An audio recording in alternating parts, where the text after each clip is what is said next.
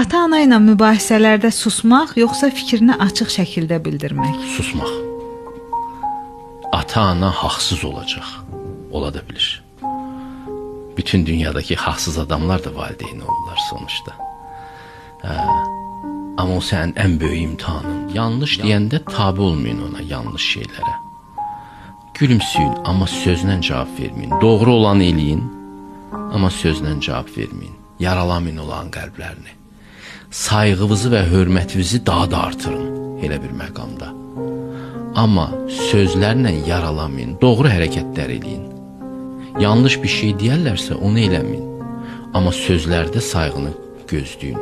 Bu ən yaxşısı. Allah böyük mərhəmətlə indidən deyir ki, valideynlər yanlış olsa belə ağlınız olsun, ona uf deməyin.